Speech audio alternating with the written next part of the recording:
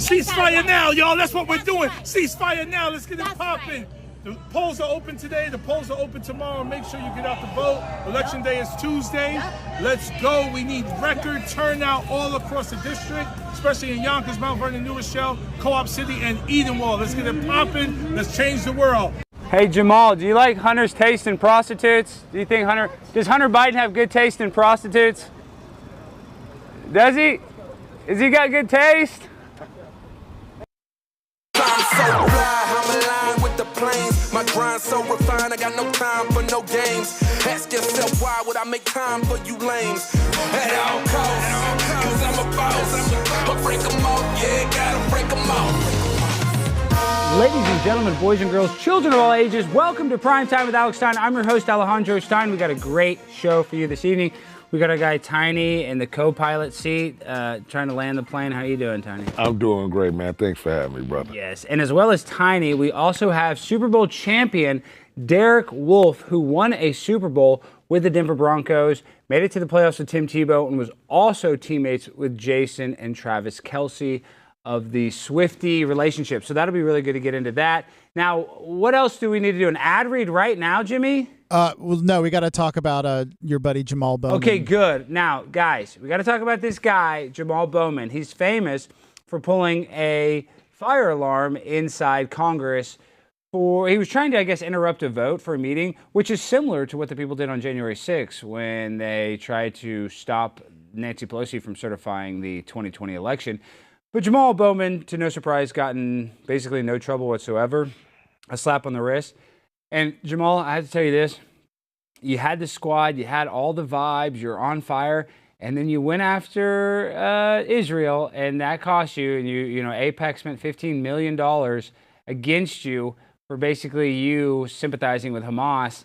And, you know, whether I agree with that or not, it's pretty obvious that they didn't want you to win. And Jamaal, sorry to see you go. You and I had that magic moment. But I do feel like a little empathetic to Jamaal's situation because he was so heavily funded against. But it shows you how finicky the left wing is, and probably the right wing is guilty of this as well, where even though AOC was out there, I guess, you know, campaigning with Jamaal, she's probably going to get canceled by AIPAC too if she doesn't watch her mouth, because they are a very powerful lobbyist group. And Jamaal Bowman learned the hard way, and he had he was basically backstabbed by his own party. So much so where even right-wing conservatives were endorsing his opponent, George Latimer. Is it George Latimer? What's Latimer's first name, Jimmy? I think George. Jorge Latimer. All right, so bye-bye, Jamaal. See you later. Don't really care. Go back to being a school teacher. Who gives a damn? He can bench press 415 pounds, so I think he'll be fine, right, Jimmy?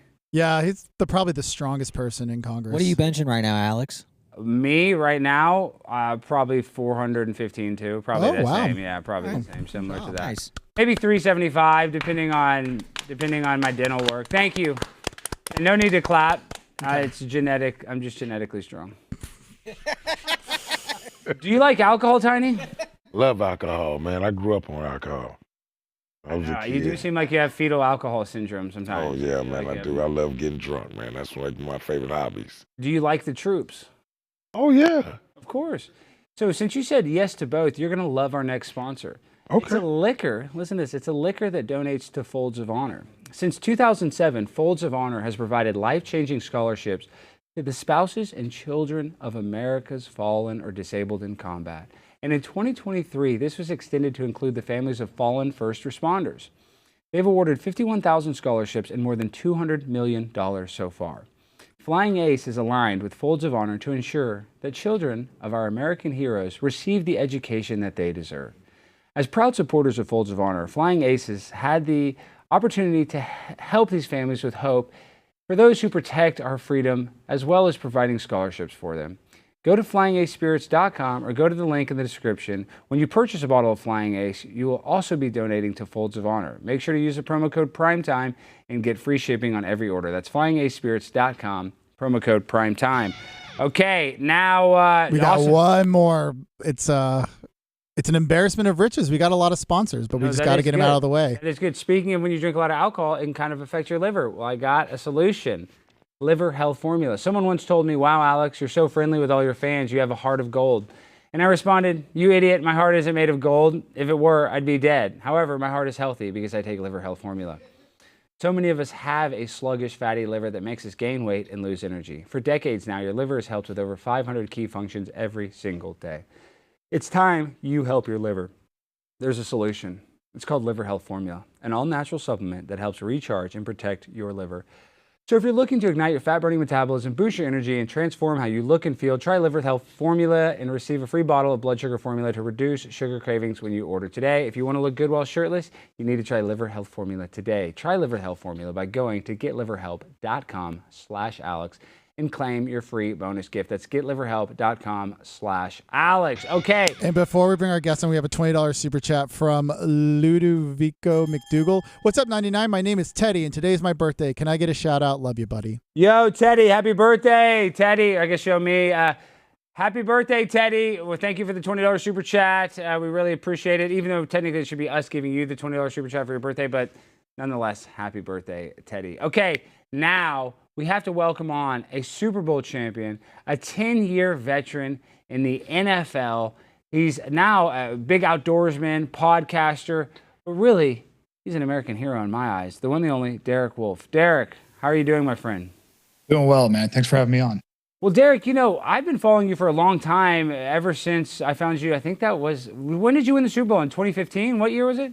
Yeah, 2015. Yeah, that's when I've been following you since 2015, and that's when I came on the scene, because even though you're like a high draft pick, you're picked 36th overall, and that's the beginning of the second round. That's very, that means you're the top 36 football player in your class. I guess you could argue that. My point is, you were a high draft pick. You had a lot of pressure on you probably to perform, but you played so well in the Super Bowl. You really kind of made a name for yourself in that Super Bowl, and I guess that season, more importantly.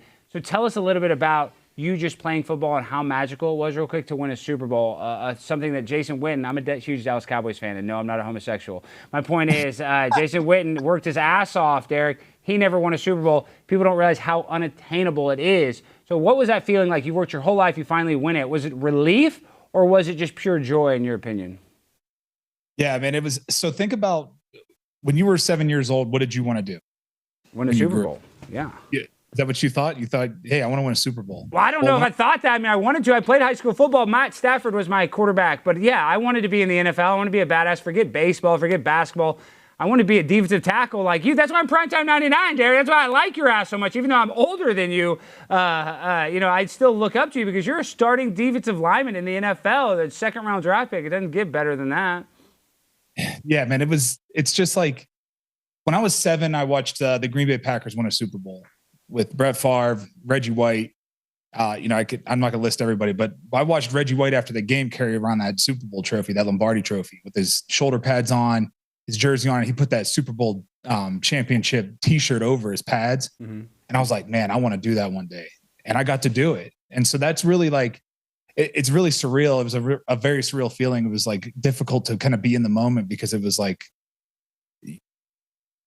this drug, you want to do it again immediately. So like I immediately was like, okay, I got to get back here. Never got back there, but that was the plan. And that's what I really wanted to do. But it was a dream come true. And a lot of people don't realize you were co-Big East Defensive Player of the Year for the Cincinnati Bearcats. So you were a stud in college. You were also teammates with the one, the only Travis Kelce and Jason Kelce. That seems pretty crazy. So tell us, you're defensive lineman going against Jason Kelce. Y'all probably hated each other, right? I mean, you're going after each other in practice every day. I mean, I played 1 year of college football, so I know you hate the offensive line if you're a D-line, and the D-line hate, vice versa. Well, we all lived together too. So we lived in the same house. So it was funny because they would use Jason and I to kind of get practice kicked off and make us just line up and run into each other and do like Oklahoma drills against each other pretty much. And it was, but we always had a lot of love and respect for each other. We played against each other a couple of times in the NFL. And obviously I played against Travis twice a year, every year. Mm-hmm. We used to whip him, but then, the second 4 years of my Denver career, we did not whip him. We got whipped. So, we had a lot of respect for each other. We didn't hate each other. But I did have another offensive lineman that lived with us, who was our left tackle. We used to get in fistfights all the time, and we hated each other. But at Cincinnati, you guys used to fight all the time. I threw his couch out in the front yard one time. That's a fun time. And Travis almost got kicked off the team, right, for smoking a little bit of weed, which is not that huge a deal. But didn't he almost get kicked off the team? Yeah, he did. I'll never forget when Jason found out about that, because Jason chased him into his room and Travis shut the door, and then Jason ran through the drywall to get to him. Is it like a shitty kind of apartment dorm or something? Like, how could, I mean, house, like a full house. And he was able to get through the sheetrock, because we tried to do this. We've demoed houses. It's hard to get through that sheetrock next to a wall. I mean, he's a beast. He just broke down the boards like that. He was so pissed because he was making Travis sleep in his room because he was like watching him like a hawk. But Travis is a great guy. He's just having fun. At that time when that happened, he wasn't even like playing tight end yet. He was a quarterback in high school. Travis and I became friends when we were like 17 years old on our official visit at Cincinnati. So when we both decided like, hey, let's go, we're going to go here. He had an older brother there. And then I had the family that I had lived with in high school, they had a relative that was going there. So it made sense for us both to go there, but he was a quarterback. So he shows up as a quarterback, and then they tried to move him to defensive end. They bounced him around all over the place. And then finally they were like, yeah, you're a tight end. So it made sense. And now he's one of the greatest tight ends of all time, arguably. I mean, him, Gronk, Witten, Antonio Gates, Tony Gonzalez, but he's in the conversation of the greatest ever. That's pretty crazy. He'll be the greatest. He'll be the greatest to ever do it. You think better than Gronk? You think he is better than Gronk in your opinion? Yeah. Oh yeah. They're going to win a couple more Super Bowls. I guarantee it. Okay. Now let's talk about some real stuff. The Swifties. So this is a weird thing. I'm big into conspiracies. Super Bowl 58, 5 plus 8 is 13. Taylor Swift's favorite number is 13. 100 minus 87. Travis Kelce's number is 13. San Francisco 49ers, 4 plus 9 is 13. They lose to the Kansas City Chiefs. Is the NFL rigged in your opinion, Derek? Because there's a lot of weird coinkydinks that if you're paying attention, you can notice. And a lot of people have won money gambling on nothing to do with the X's and O's, but on the weird conspiracies and things that stick out that maybe the elite people that rule the world think it's funny and, want the outcome to be that way. So my rookie year, which was 2012, we had Peyton Manning. We lost to the Baltimore Ravens in the playoffs. And the way they were able to kind of get back to get the score tight again was all these calls that the refs were making, these pass interference calls that can be called both ways at any time. Pretty much there's a penalty on every play. So it all depends on when the ref wants to call it. So yeah, I do think that part of the NFL is who's going to bring the most money and what's the story, right? It was Ray Lewis's last year that year, blah, blah, blah. This year, obviously, like the Chiefs weren't that great of it. They lost to the Broncos this year in a game. So they weren't like at their best. They played really good football in the playoffs, but a lot of things were going their way, and I thought they were going to implode when I saw Travis like freaking out on Andy Reid on the sideline. And, it looked like they were kind of starting to, egos were starting to get in the way, but I really did. I thought they were going to implode, but the X factor there is the Swifties, and they're bringing an entire new market into the NFL, right? People that they would never watch football are now going to watch football, and they're getting the ratings, because where the money comes from is the ratings. That's where the money's coming from. They have these huge TV deals. I mean, it's just enormous TV deals. That's what people don't get. People are like, oh, your salary's paid by ticket sales. No, that's not what pays our salary. What pays our salary is the TV deals. And that's why we were able to still continue through COVID, was because they're just the TV deals are what matter. They're not really losing that much money by not having the stadiums full. It's really more of a pain in the ass for them to keep those stadiums full. Yeah, I know. Sometimes, if their team's not doing well, it almost loses money, towards the end of the season on the games that nobody wants to watch. But the reason why those games are so important is because people want to gamble on them. So, the NFL knows why people love to gamble. The NFL knows, there's been multiple refs in the NBA. Another one just got in trouble for taking and betting on games. So, you're a defensive lineman. At any moment, you're held on any play, almost every play. If ref wants to call a penalty, they can do it on basically, like you said, it's a judgment call on any play. So, have you felt that there was a game particularly that you remember that was just totally robbed from you? One particular game that you're like, this is weird. Yeah, but I've also been It's that 2012 game. That playoff game. So you're saying that you definitely, even because that's what you honestly believe, though, because if people are going to clip this and this is a conspiracy, but you do think that they rigged it for Ray Lewis for him to go out as a champion. Wow, that's a bold statement, Cotton. I love to hear it, dude. I love to hear it because people all think it's real, but it's sports entertainment. But I've also been on the receiving end of that in a playoff game against the Steelers in 2015. Nobody ever talks about this, but Peyton was about to get sacked and he took a knee. He fell down to his knees and nobody touched him. He stood up and threw a touchdown pass. Yeah, I know, because that's kind of a judgment call, because technically if it's quarterback and he goes down, whatever, for protection, they should blow it down. But if nobody touches you and your knee touches the ground, the play's still going. So I don't know. That's like a weird one. But tell me this, though, as a defense. Hold on, one more thing. The other thing is that they let our defense get away with absolute murder in 2015. What about the tuck rule? When to Tom Brady, when he fumbled, they picked the because I think Charles Woodson caused that fumble. Oh yeah.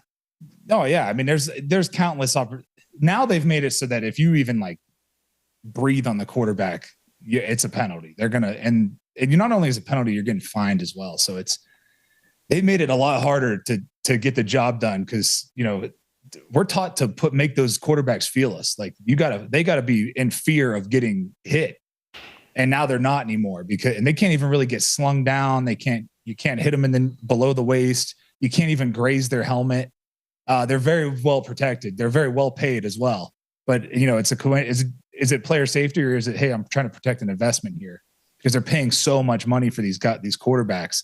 Average quarterbacks right now are making, at least $20 million a year.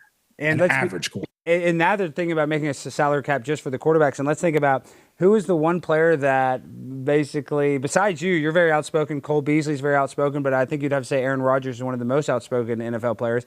And then he comes down with an Achilles tendon injury last year. That seemed kind of weird. And I wondered if the NFL liked that or if they didn't like that. What do you think their opinion was of him going up for the year? That wasn't good for the NFL. Yeah, I agree. It's not good. Anytime they hype something up, it's just like with the Russell Wilson coming to Denver, right? They hyped this. There was all this hype around. Let's ride, yeah. Broncos country. That was so cringe, and that went so viral. Shit that went on, and all the hype. And I really was like, I played in the Senior Bowl with Russ, played against Russ in college. Had to, kind of know him a little bit, and I was just like, man, I think he's going to be good. I played against him a bunch, and he's always played good football. So I was like, this is going to be good for Denver. And then for him to come in and just really not play good football and everything kind of be a disaster, that's not good for the league. That hurts the league. Aaron Rodgers, all that hype behind that, it was like the 9/11 game. They're coming out, he's coming out with a flag and all this stuff. And then he on the second or third play, he tears his ACL. That's not good for the league. They don't want to see that. Injuries to quarterbacks are not good for the league because quarterbacks score touchdowns. Touchdowns are what get butts in the seats or eyes on the TV. Mm-hmm. They want to see touchdowns being scored. They don't want to see a game won 9-7. They want to see high scoring games, a lot of long passes, long runs, trick plays and stuff like that. That's what they want to see. They don't want to see quarterbacks getting hurt because not only is that's hurting the league. It really is. What was the most hazing you went through? Because you're a 36 overall pick. That's basically the first round. There's 32 picks in the round. So even though you're top of the second round, I'm sure you got a big signing bonus. Did they haze the shit out of you when you were going, during training camp? Well, not really. It wasn't there wasn't a lot of hazing that went on. Some goofy things. One time I walked into my room during training camp, my rookie year, and Brandon Stokely, so Peyton put Brandon Stokely up to it. It put him in the room and he said, hey, go dump water on all their beds. And I walked in there and caught him in the act.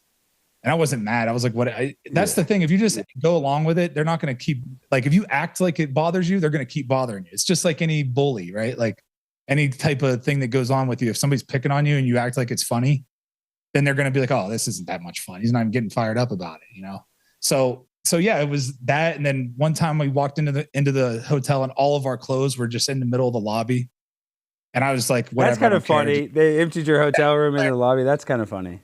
And then one time I get done with practice and take my cleats off and my feet were completely purple. So they put purple ink powder into my shoes. So my feet were purple for a month. I couldn't get it off. That's ridiculous. That. And then every rookie higher pick. So I was their first pick that year. Mm-hmm. even though it was in the second round, they traded out and then they got me in the second. So they didn't have a first round pick. I was their first pick. But we played Oakland on a Thursday night, won the game. And Champ Bailey was like, hey, when we get back this week from this game, you need to have a private jet ready to take us to Vegas. And I was like, a private jet? Yeah, What? that's like $100,000. I mean, you made a lot of money. You were a millionaire, but you were barely, I mean. Not then, not in 2012. In 2012, it was like 20, I think it was 26,000 or something. I can't remember. It was more than 20,000, less than 40, somewhere in between there. I can't remember exactly. The reason why I can't remember is because I really thought I was about to have to pay this bill and I was stressed out about it. And Champ came up and gave him his debit card and was like, I got you, bro. Yeah, Champ Bailey, Like, Hall of Famer. I mean, I don't know if he's been inducted yet, but he's one of the best ever to put on football pads. Champ's in, but that's he's in now, so he did get it. Yeah, because I forget when he actually retired. Dude, that's so crazy. You got to play with all these badass athletes. But tell me this: we got this graphic FS4. You know, how racist are locker rooms? Because like they want to talk about ending racism. You know, they want to talk about ending racism on the street. You know, they called you white boy Peckerwood, and you know that they probably discredited you because you're probably one of the only white defensive linemen on the team. I mean, I'm sure the defensive line was probably mainly black, a league of mainly black people. You were probably reverse racism, right? No. Okay. There's no racism in there. Yeah. I was labeled. You get labeled as a white defensive lineman. You get labeled, right? As like, oh, he's just he's not going to be as athletic, or he's not this, he's not that. But when it comes to football, man, that's why I love football so much, because it is a huge melting pot. Like Aqib, one of my favorite teammates of all time is Aqib Talib. Mm-hmm. One of the best teammates I've ever had, Aqib Talib. And that we're talking about a black Muslim from Dallas and a white boy from Northeast Ohio.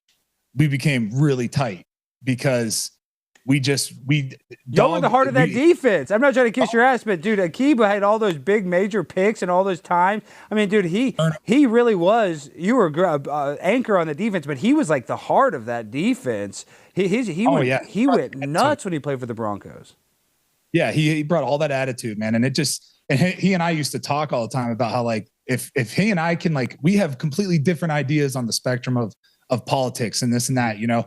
Like I used to be very critical of Obama, but he would be like, I got rich under Obama. That's what he said. So he was like, well, I don't hate him. And I was like, he's like, you got rich too. And I was like, you're right. Yeah. So it's hard but it showed that like we could be on completely different ends of the spectrum on thought process, but still be able to have conversations and stay friends. And the racism thing, man, it was really, I think what happened was that it was like, they found an opportunity to push that and use players as pawns for their little game that they're playing here. I'm not saying that there isn't racism, but I don't think that it was as in the NFL and in the locker room. I never felt like I wasn't welcome because I was white, and I never felt like it was the other way around either. Derek, how many times did they pressure you to take cortisone or whatever? Because I'm sure you played hurt. You're a defensive lineman. You probably were hurt every game, right? I mean, how much did they say, hey, you got to get juiced up, or did they never make you? It's Toradol. Toradol, yeah. So how much did they? They don't have to make me take it. I want it. You want it. Well, I know you said that you've taken psychedelic mushrooms too before you played sometimes, and I've taken mushrooms before. I think it would make me play worse, but how did it enhance your performance? Why? Because you're more dialed in, able to focus. Well, how did that help you? And did you mix that with Toradol? Yeah, I had like a nice little concoction that I would put together. I had a TUE for Adderall because I have ADHD. Mm-hmm. So I would take my Adderall, and then I would take my microdose. I would take some caffeine and then a Toradol. And I had this, the thing I love about mushrooms is that whatever emotions and mindset that you want to have, it allows you to fully get to that. Right. Mm-hmm. So I was like, you know, I like to relate it to like a berserker, like a Viking berserker. Like I'm getting ready to go into battle, and I was able to get to that mindset a lot easier. It wasn't hard for me to get there anyways, but it was like to the extreme, and my focus was like on one thing. I didn't worry about anything else. I was just focused on winning the football game, doing whatever I had to do. And then Toradol was nice because whatever you had nagging, everybody's hurt and everybody's injured. So whatever nagging injuries you have, you don't really feel them. Would they hurt more the next day? And were you the type of player like Well, I'm saying, were you so emotionally unhinged you could unhinge, excuse me, where you could almost cry? You know, because I played with players. Matt Stafford wasn't like that, but I played football, and like where you're just almost so emotional, not crying like wham wham, but you're just like so emotional that you're almost like shedding tears of like joy or passion. Like, were you that fired up every single play? Because I can't imagine what it's like to get in the trenches in the NFL, dude. You're getting cut blocked, you're getting high load. That seems like a scary proposition to go against all these top centers in the NFL and guards. It doesn't seem like a very fun job. Even though playing football is fun, you have the toughest job probably out of everybody, other than maybe the center or guard. Well, I think physicality-wise, playing interior defensive line and offensive line, the trench work is like it's going to take it up. You're going to get banged up in there. Like if you don't get hurt playing in there, then you probably aren't playing the right way. But the hardest position to play, I think, would be defensive back. Man coverage on somebody that you can't even really touch. That's probably the hardest with skill level, but I still think that every play, like, wide receivers don't want to be hit across the middle. You don't have any choice. You get nailed and you get hit from both sides because you get double teamed. Oh, yeah. Like, no way, no safety, and they do get hurt or they get hit, but they still don't get double teamed in the trenches by like all pro centers. So we only have a couple more minutes. I want to get to a few more topics. The mask and the vaccine mandate. What was that like? I mean, that had to be a nightmare. It was hell. It was hell, man. It made football suck. It did. It took the one thing that I loved, the most, the one thing I loved to do the most, and it made me hate it because you made it so miserable, and you took all this bureaucracy was involved with the masks and how you had to. Oh, you have to put a mask on as soon as you take your helmet off. Dude, I was just on the field headbutting these dudes, spit flying, blood, sweat. And then you're telling me I got to put a mask on now? Like, what? It just didn't make any sense. Then, okay, I'll put your mask on, right? But make it readily available for me. One time in Baltimore, we got done with a practice. It was a 2-a-day practice. It was hotter than hell. And it's like a 15-step walk into the locker room. Well, you take your pads off outside and take your helmet off. They take all that stuff from you. And then when you go and you walk in, they give you a protein shake. They give me my protein shake. I'm drinking it, walk in. Next day, I got a $15,000 fine on my locker. Why? For drinking the shake without a mask? They said I refused to wear a mask. There was no mask available. I was like, they were like, well, you're supposed to provide a mask for yourself. I was like, where am I supposed to keep it in my jock strap? So I should just keep it in my girdle, pull that out when I'm done, and put that sweaty thing with duck butter all over it on my face. Oh, yeah. And you're telling me, though, this was some sort of like third-party person that watched training camp or was in the locker room? Because that wasn't a team employee that told on you. There's cameras in our build and every facility. There's cameras everywhere. You're always on camera. Always, unless you're like in the locker room is the only place there's no cameras. Everywhere, meeting rooms, hallways, cafeteria, everywhere there's cameras. So the league had guys that were like watching all of the footage to find violation. Yeah. Right. So they could get that fine money. And the crazy thing is that when they brought us in there to have a meeting, because I was like, we need to talk to these guys and figure out what the hell's going on here. And how do we avoid getting, fined? Because all of us appealed it, and they refused our appeal. And we were like, what's the deal here? So we're in a meeting and it's like, there's like 15 of us in there that had gotten fined. And we were talking to these guys and they were like, look, we're just trying to do what's best for you guys. I asked the guy, I said, how the fuck do you wake up in the morning, look in the mirror and say, you know what? I'm a good guy. I was like, you're literally taking money out of my bank account because you saw me walk 15 steps without a mask on. I was like, these don't work. And I was like, underwear doesn't stop a fart and all that, all this stuff. All this stuff. Yeah. We're talking about like these little micro, I forget what it was stupid. It's all about compliance, just like the vaccine. Yeah. It was all about control. They wanted to control. And I hate that. I'm like, when I feel like somebody's trying to control me, I lose my shit. Like I don't like that. I don't know if it's because I'm a real American or, we don't want to be controlled and told what to do, right? We want our freedoms. And then when the vaccine finally came available, we had a coach stand up in front of the whole defense, really the whole team, and said, if we got two players of the same caliber, one's vaccinated, one's not, and they're about to, we have to pick one. The guy that's vaccinated is getting the job. That is so fucking stupid. Now look at DeMar Hamlin. Look at all these guys. They're not even going to talk about it. Dude, that's so ridiculous that they make you get this experimental thing. Even though it's for YouTube, it's very safe and effective, and it's the smartest thing. Dr. Fauci's a hero. What a bunch of idiots, you guys are premier athletes. You shouldn't be putting any crap in your body that you don't even know what it's going to do to your body. Like your body is... Every day they harassed me to get the vaccine. I told them, I said, listen, my wife is like 1,000% against this, and she will lose her shit if I get a vaccine. And they were like, well, we can just lie to her. And I was like, you want me to lie to my wife about this? I was like, you're out of your mind. And they're like, well, do you want us to call her and talk? My wife has a biology degree. She understands medicine. Yeah. Like she's not, they're acting like she's just some stupid girl that needs a talking to from the doc. This is coming from an orthopedic doctor, not a virologist. Yeah, some guy that looks at people's knees, and they still suck, dude. Anytime. That's another thing. All these people get knee surgeries. Their knees more fucked up before the surgery. I mean, can they even fix any of this stuff? Dr. James Andrews, supposedly the best. These people, you never come back from the injury. So why did you officially stop playing 10 years? I know your last year for the Ravens, that was probably, kind of crazy to go to an AFC rival, basically. What was that like? Or actually, forget about AFC rival. I have a kind of a hard question before you go. The Kansas City Chiefs head coach, future Hall of Fame head coach Andy Reid, his son Britt Reid, the week of the Super Bowl, got arrested for while he was drinking at the facility, ran in and hit somebody, and the league doesn't talk about that. So I guess my question is, how much crap happens that you never hear about from the league? A lot of drama? I mean, I'm guessing. You kidding me? Stuff happens all the time. It gets covered up, and that's why like look at what was happening at Washington. With Dan Snyder. Like, with the cheerleaders. About how long that went on before things started to come out finally. It's all over the league. It's some of these places. I will say this about Baltimore. It was the work environment there was awesome. Like take away the COVID stuff, that whole organization, it's run the right way. They're doing things the right way over there. I loved work. I loved being there. And it's just like any business, man, shit rolls downhill. If the ownership is in good shape, then it's going to trickle down.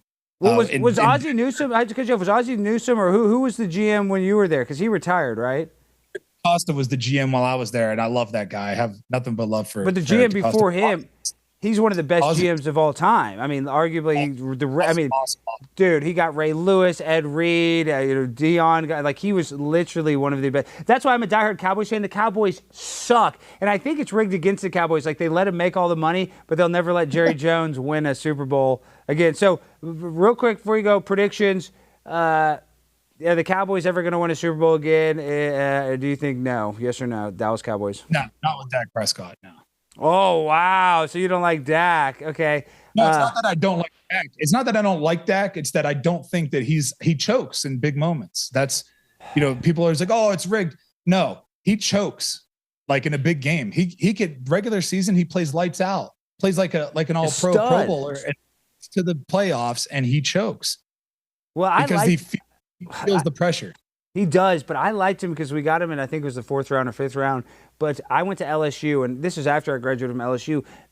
Mississippi State went into Death Valley, Tiger Stadium. They were picked to lose. Dak Prescott balled out. That's when I first noticed him. So he is a big-time player. Like when you got Mississippi State versus LSU, your Mississippi State is good players, but you're not as good as LSU, and he beat LSU basically by himself. So like he does have the skill set, but there is just something. I don't know if it's that X factor or what. I don't think he's going to be able to win a Super Bowl. I hope I'm wrong.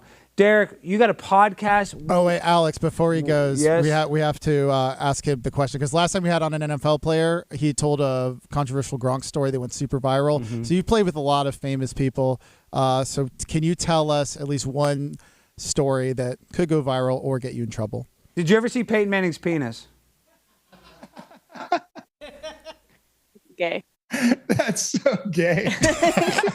It's okay. Well, this is an LGBTQ friendly set, dude. You're allowed. If he has a huge hog, he has a huge forehead. If his forehead is 8 inches, I imagine his hog's at least 8 inches, right? I had no comment. I'm just not going to even comment. That's fair. That's fair enough. So listen, let's go over what we. Well, let's hear that story because I told him to prepare one. Okay. I I have a good Jason Kelce story. Okay, great. So when we were in college, so Jason, they're Irish and they're very proud of their Irish heritage. So Jason believes that like we should never have to work the day after St. Patrick's Day because that's like a sacred holiday. Mm-hmm. So we have like spring practice the next day. So full padded, like get after it practice, you know. He goes out and gets destroyed and we can't find him in the morning. And we find him and he had defecated into a couch and we get him in the car, we get him to practice and he's like, all right, I'm good to go. He's got a Gatorade bottle full of Jameson and just basically straight Jameson and continues to drink it. And the head coach, who was Butch Jones at the time, says, Jason, we give a speech and get everybody fired up. He doesn't know Jason's like shit-faced, right? Jason goes out there, gives one of the best speeches, pre-practice, like pre-game, any speech I've heard. You got to think of the guys I played with. I'm talking about DeMarcus Ware, Peyton Manning, Aqib Talib, Von Miller, some of the best, ever. This dude goes out there and gives this bullshit speech about how his ancestors came on a boat from Ireland in the 1800s, like makes up a date, makes up a boat and talks about how they came over here and how we're American and this and that and goes crazy. And we just like lose our minds and go out there and have like one of the best practices ever. And I look over and Jason's sleeping on the sidelines. Like he's just laying there like half dead. Like he had no business being out there on the field, but it was incredible to be a part of that. And then to like see where he's at now, and that story's been told before, so he won't be too upset with me, but well, he can't be upset with you, Derek. He gets shit-faced every second on the internet, dude. I mean, Jason, he drinks out every freaking day. He's always drinking, and his podcast shoes are always drinking. Okay, and last thing, did you like how Peyton Manning held 3 seats for who was it? He held one for Demaryius Thomas, or who just got inducted? Was it DeMarcus Ware that got inducted and held 3 seats for Demaryius Thomas, Marion Barber, and I forget the other player that died. Did you see that? Oh, I didn't know. I didn't see it. Yeah, I think it was DeMarcus. Oh, it was Ronnie. Yeah, Ronnie Hillman. Yeah, Ronnie Hillman. Yeah, that was it. You played with him. He's arguably, was he the best defensive lineman you played with? Because he was a stud, even in his prime. I mean, he stayed in his prime for a long time, but in his prime, DeMarcus Ware got 2 sacks a game, almost, like literally. I mean, which is almost impossible. DeMarcus is the freakiest athletes I've ever seen.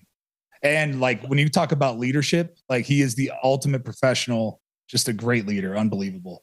I feel like super blessed that I got to play with a guy like that. Did he ever say, "Hey, Derek, slow down on those mushrooms and focus," or was he pretty laid back? No, nobody knew I was taking mushrooms. Okay, good. Okay, I figured maybe you might tell them. And this is people that are watching at home. They might know when you take a microdose of mushrooms, you're not really high. You're just kind of like buzzed. People probably think you're like wasted. I took a little too much one time, and it was in Dallas. Versus the Cowboys. Was it that game, the Peyton Manning Tony Romo game, where there's 100 points scored? Yes. No, yes. You took it that game. Y'all couldn't play defense worth a shit. There was like 100 points scored in that game, Derek. Tony Romo 3 times on one play. Yeah, you didn't bring him down. But, dude, that was a great game. Tony, I can't believe you won that game. Peyton had to win it, but that was a hell of a game where Peyton just kept coming back. Everybody needs to go look at the Cowboys versus Broncos. I think the score is like 54-47.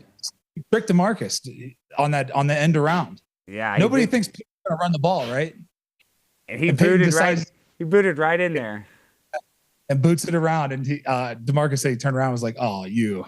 Yeah, because nobody thinks he's going to keep that ball. If he doesn't want to get hit, he'd get a concussion if you just even touch him, if you sneeze on him. All right, Derek. Well, dude, it's such a pleasure to talk to you. You got to keep kicking ass. Everybody needs to go watch your new podcast, and they need to go watch all your hunting stuff. I love it, dude. You got some of these animals you kill, dude. I mean, they're freaking monsters. So you are a badass. And I guess that's my last question. Do you like to hunt because you want to relive that kind of thrill that you missed from all the action on the gridiron? That's part of it. I like having a goal, something to train for and something to work towards, because I'm mostly bow hunting, so I'm using my compound bow.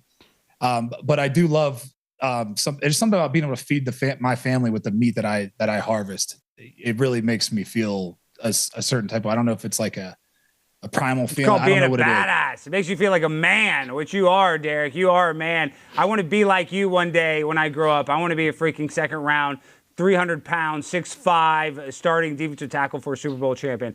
Thank you, Derek. Have a good one, my friend. Thanks for having me. All right, that guy's great. Now, we got some ads. Guys, you know our coffee. Please consider going and buying some of this. Born of a desire for a bold coffee and a need to build companies that support American values, CastBrew Coffee provides an alternative to the faceless corporate ecosystem and fosters a parallel economy that actually supports freedom.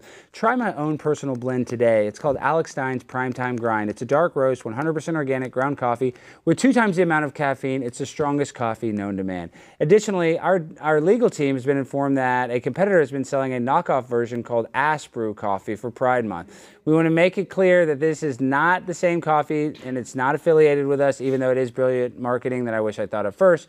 Just visit castbrew.com, promo code PRIMETIME to save 10% off your order. That's castbrew.com, promo code PRIMETIME. And speaking of CastBrew, I'm going to be on, I'll be on Tim's show tomorrow for election night coverage. So you guys get to see me and Tim Pool, the man in the magical beanie, my personal buddy, and just overall stud. Okay, now Sorry, we got one more, and then oh we'll get crap, Addison. we got okay. Tiny, you love movies. I want to talk to you about a wonderful new movie from Angel Studios.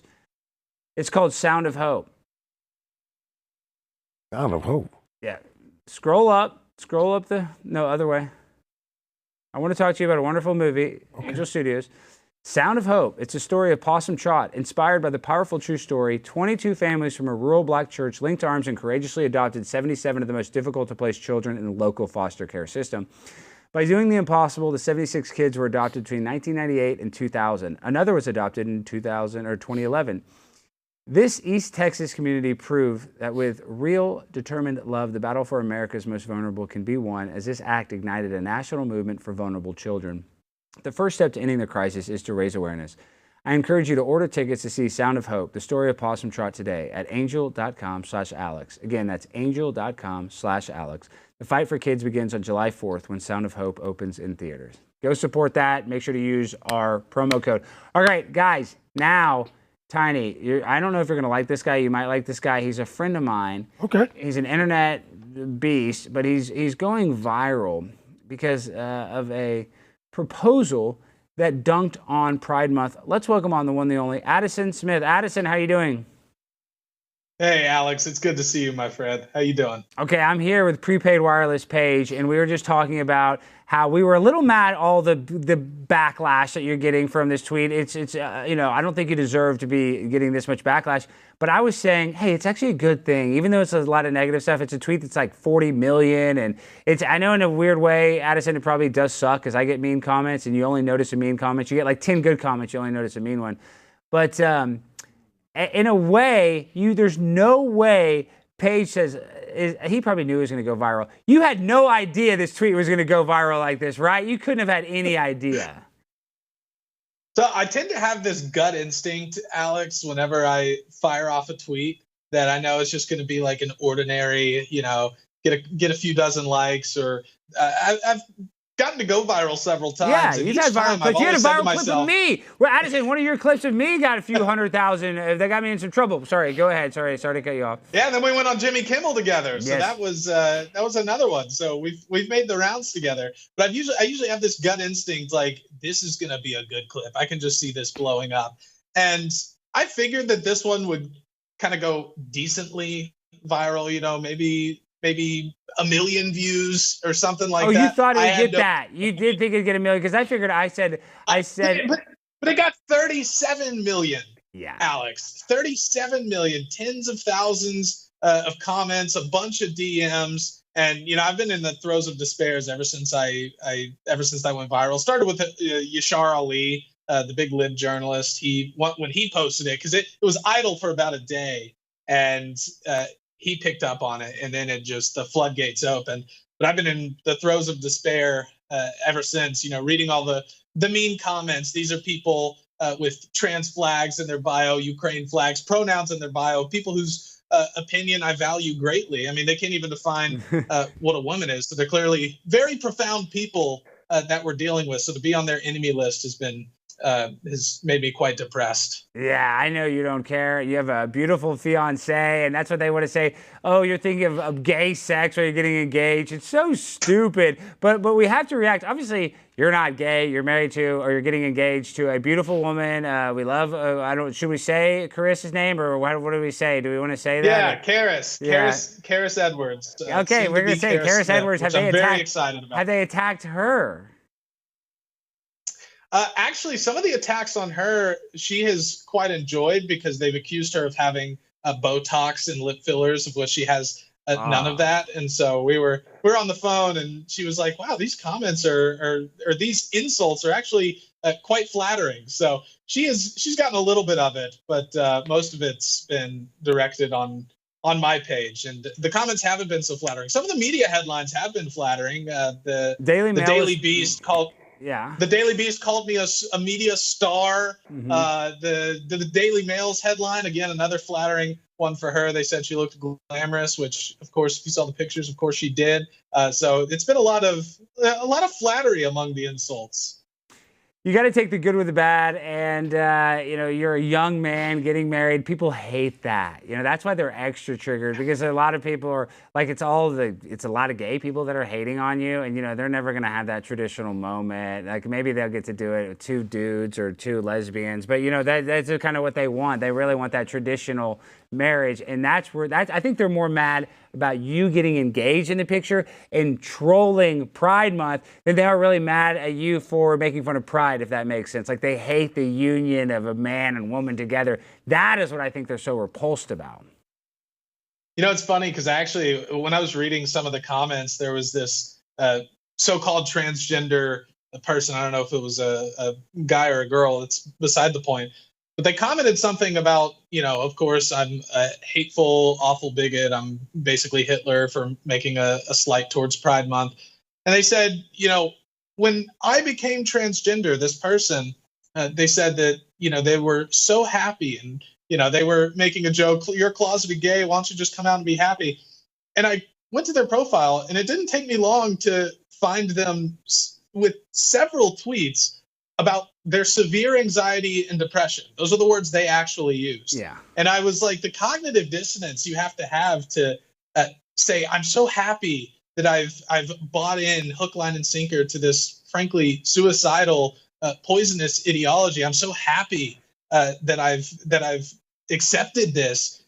And then just a few weeks ago, you were talking about how you're chronically depressed and chronically anxious. You feel bad for these people. And I think they're on SSRIs. Addison, I have to cut you off. They're not only depressed, but they're on probably 10 different antidepressants, which we know that's really going to help them. It's going to be really good. Keep taking those. But you're right. They're mad. They all have anxiety and depression, so they say those mean comments to you to try to make themselves feel better. Yeah, and I think it shows, ever since Elon bought Twitter, X, whatever you want to call it, whatever its preferred pronouns are, ever since he bought it, we've seen this kind of shift in the rhetoric, and the left says, "Oh, Twitter's just a right-wing cesspool now. X is just swarming with right-wing bigots and fascists, and the left we're now the censored and oppressed ones." I mean, I got ratioed to oblivion on that tweet. I might add very proudly. You're not often proud of a ratio, but when it's people, like I said, with the pronouns in bio and the Ukraine flags and the trans flags, you kind of wear it as a badge of honor because you triggered the libs to use the popular catchphrase. But I think it really shows how captured our society is. I mean, I remember the proposal, we did it at this botanical garden. I was walking with my fiance after I did the proposal, and we were walking around with the photographer taking pictures, and I was like, "Hey, it's Pride Month. I think I know a great way to announce our engagement on X, which is my favorite place to troll. We've just ended Pride Month. I mean, we had a straight proposal. What could be more infuriating?"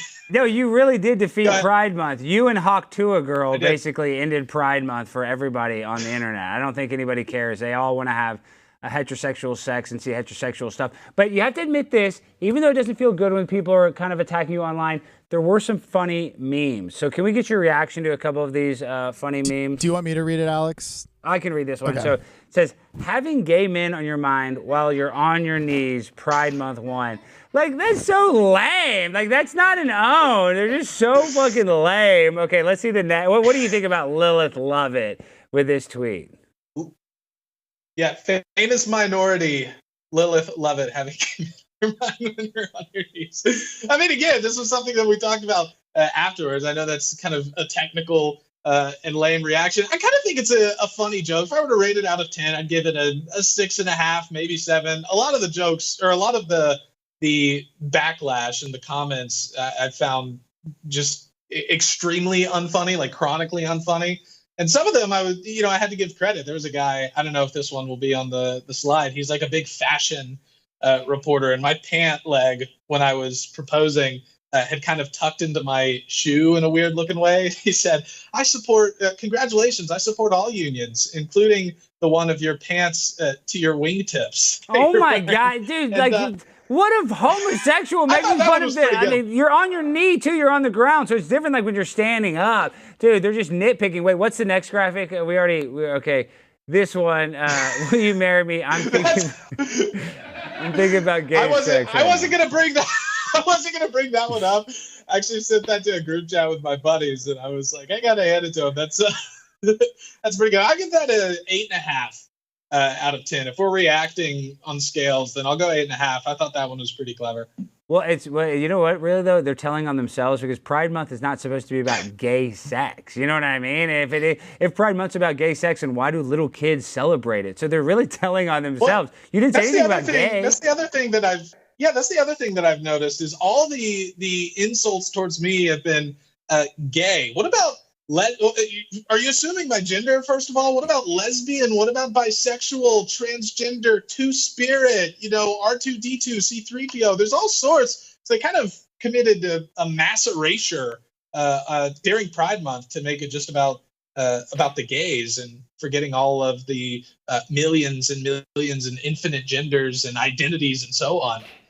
They pigeonholed your gender. They don't know what it is, but this meme is so funny because let's be honest too. Like, you do look so happy right there. You're getting engaged to your fiance, and that's kind of funny too. Happy to stay in my life. Yeah, you should be. I'm not making fun of you for being happy, but it's like this funny picture. They put the meme on it with the context. I mean, I would have to rate this probably a 9, even though I know you're not homosexual. So that's why I think it's funny, because it's such BS. But this one did make me laugh. Okay, what's the next one? It was a good one. Okay, what does this one say, Jimmy? Yet another beautiful trad woman marrying an oblivious gay man. When will the madness stop? Dude, that one's not good at all. I give that one a 2. I mean, that's these people that are all gay don't like to be called gay, yet they're calling you gay. I mean, what hypocrites? Yeah, it doesn't really do it for me. I mean, they're half telling the truth about the beautiful trad woman, my fiance, but there's supposed to be a punchline in jokes. Alex, you're a comedian, so you can probably speak to that. There's not really a punchline there. And that's not a bad picture of you. You're like hosting your show. I mean, I don't know. I don't think that's a bad one. Okay, what's the next one we got? What does it say? You proposed to your girlfriend and your first thought was gay people. Weird flex. I mean, that's what everybody's been saying. And this Chris Evans. Everyone. I know. But everyone was saying the same thing. Like, 15 hours later, oh, what are you, a closeted gay? It's like, do you have anything more original? I don't know which order. I don't know if he was one of the first to come to the viral storm. I'm assuming maybe he wasn't, but so can you at least be a little bit more original, come up with something unique? That joke was already told, I don't know, 15, 20,000 times. Like, hit us with something else. That's the other thing about these people, Alex. The people on the left, they're so uncreative, and we see that with things like Disney. The remake of Star Wars. I saw a clip the other day. Acolyte sucks. It's horribly rated. Yeah. So go ahead. I don't even know. I'm a fan of the originals. I've never watched any of the new stuff, but taking the lightsaber and giving herself a haircut in this really dramatic scene, her dreadlocks. It's first of all, it's just, what's the point to that? Like, what are you trying to depict? It doesn't, of course, the clip might have been out of context because it was like a 30-second clip on Twitter, but they're so uncreative. They just keep remaking versions of classics, and in my case, keep telling the same joke tens of thousands of times. It's boring. Is this the last graphic? Oh, we got one more. Okay, one more. I have a question with this one because it just says, "Mama, be for real right now." There were a lot of comments about the shirt. Where did you get the shirt? I don't think the shirt's Well, that it's bad. funny. Oh, let me guess for the shirt. Did you say? Wait, I didn't hear what you said. I guarantee. I think that, I did. Wait, let me. I got the shirt. Yeah. It's a hand-me-down from my black friend, from my African-American friend. He gave it to me. You want to meet my black were friend here? moved. Show us $3. This is my black friend. Do you approve of that? Do you approve of that shirt, Tiny? Did you like that shirt? Hell nah. That brother was wrong for giving me that shirt. That shirt looked like crap, man. I wouldn't wear that to my damn daddy's funeral. I mean, I would say I'll forgive you if you give me that shirt, but I can't say I'm a fan of that one either. Yeah, man, that was terrible shirt, man. He done you wrong, man. Man, What's he so know wrong he about that shirt? I thought it was kind of nice shirt. It's kind of teal. Yeah, I don't get it. Yeah. I didn't like it at all, man. Yeah, just had It's no a really taste to it. nice material too. I don't know how much the shirt costs, but it's a nice shirt. And the other thing too, I was kind of limited on my wardrobe. I mean, the fact that I was wearing a long sleeve and pants was already absurd because it was 97 degrees outside. I was dying, but I knew, gotta look somewhat formal for the occasion. And so this was the shirt that was the most breathable and flexible. It was a good fabric. You don't have to do, dude. It's a good fabric. And this is what that's what a real straight person does: is you wear clothes for comfort, not necessarily because Practical. Yeah. But long sleeve and it's 97 degrees? Come on, man. He's setting you up to fail. I mean, you didn't go for that, You did you? could argue all of the arguments saying or all of the insults saying I'm a closeted homosexual, but then all the other insults saying I have a poor fashion choice. I feel like that's kind of a contradiction. That's a huge contradiction. They're also saying that gays have poor fashion choice if they really believe what they're saying about me. So it's a little bit more erasure. They erased everyone. They erased the gays. Dude, we just during totally. Pride Month. But Addison, we just totally debunked it. You don't have good enough fashion sense for you to actually be a homosexual. So so ipso facto, you win. I mean, you're not gay. You have a beautiful fiance. So tell us this. Now I know you're engaged. What's kind of like, when are you going to get married? In a year, 2 years? Like, or are you going to speed run through this thing? And are you going to somehow use your wedding to throw shade at Pride? Are you going to get married next June to stick it to all the haters? Well, I was thinking that, but unlike my lib enemies, I'm going to be a little more original. So got engaged during Pride Month. Might have the wedding on Kwanzaa. Postpone the honeymoon till Black History Month or Trans Day of Visibility. We're still working out the kinks in that, so we're not exactly sure, but it'll be on a legendary. It should be on a legendary day. We actually is February. Is that Black History Month? Because if so, that's our anniversary when we started dating. So there's a kind of a 2-in-1. We dating on Black History Month, engaged on Pride Month. So I guess we have to find another holiday for the wedding. Yeah, you can get married in Really Houston. put a cap on it. You should get married in Houston next to the George Floyd statue. There you go. Yeah.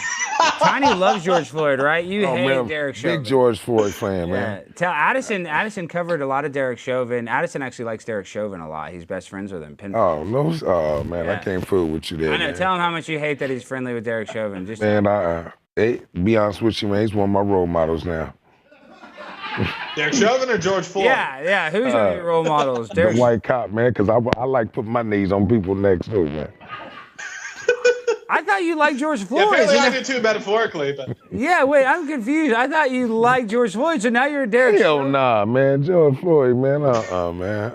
Oh, well, you and Addison would get along. I mean, I think you were a little too hard on him about his shirt, but you are a fashionista yourself, Tiny. I mean, Tiny's dressed to impress. Yeah, always, man. You know what I'm saying? I'm into the fashion game, man. Addison, before you go, tell the people how can they find you and how can they support you right now?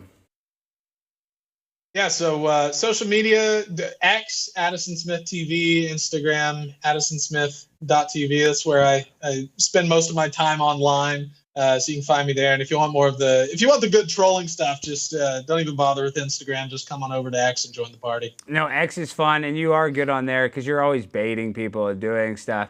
Well, Addison, I just want to say congratulations, and I mean that. You have a beautiful fiance. It does all the hate. I get it too. It does suck. Like, it's impossible not to feel it. But you have to remember that those are people that hate themselves. And what they're doing is they're like projecting that same energy that they feel, that negative, that low vibrational energy. People make fun of me for saying that.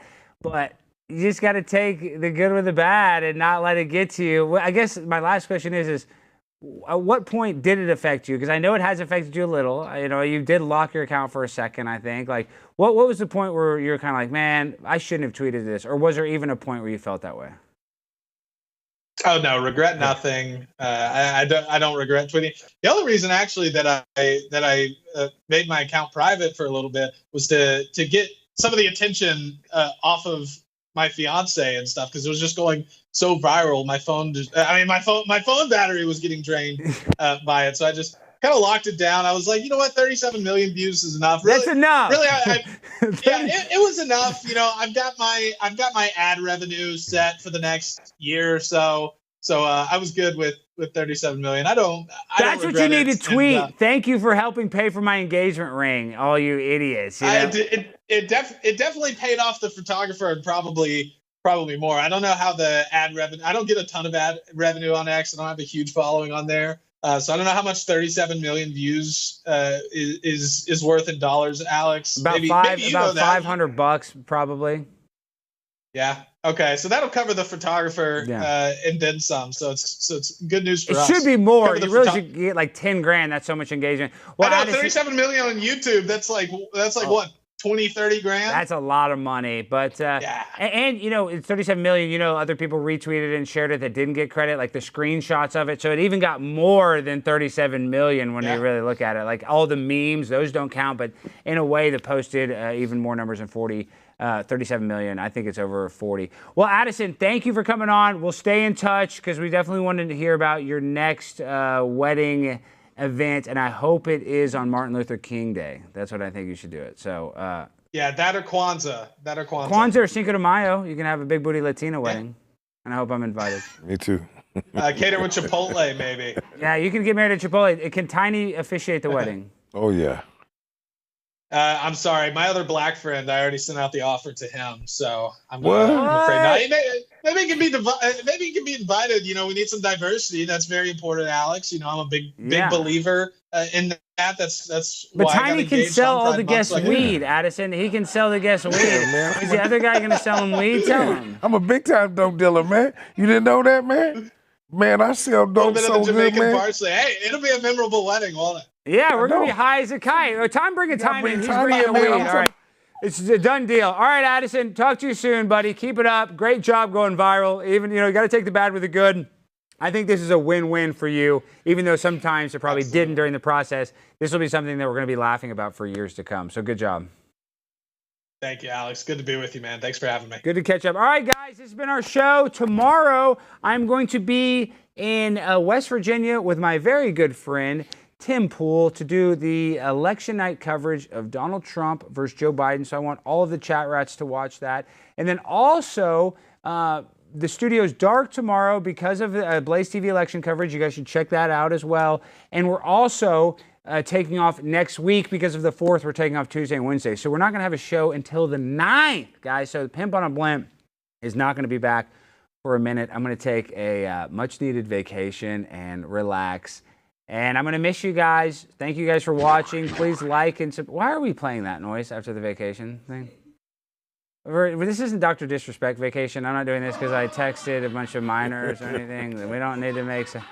I didn't text any minors. All right, let's end the show before you say something that could be clipped. So let's not do the splits. But we are taking a little vacation, and I'm going to miss you guys. All right, guys, we end the show the same way with the freestyle finale. Hit that beat! Oh, shit. Dr. Disrespect won't cash a check because they just fired his ass from his company. And I'm with my homie Tiny. The mic is on the motherfucking seat.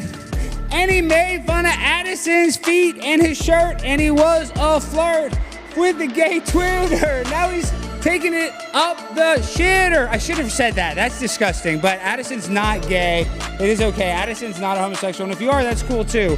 We just want to give a shout out to Derek Wolfe. Thank you for coming on. Shout out to Addison for going super viral. Shout out to my boy Tiny. We're going to miss you guys. Pimp on a blimp. Hit that like button. Hit that subscribe button. And make sure to share it, dogs. I'm a pimp on a blimp. And you know I'm always eating steak and shrimp. There you go. Peace out, baby.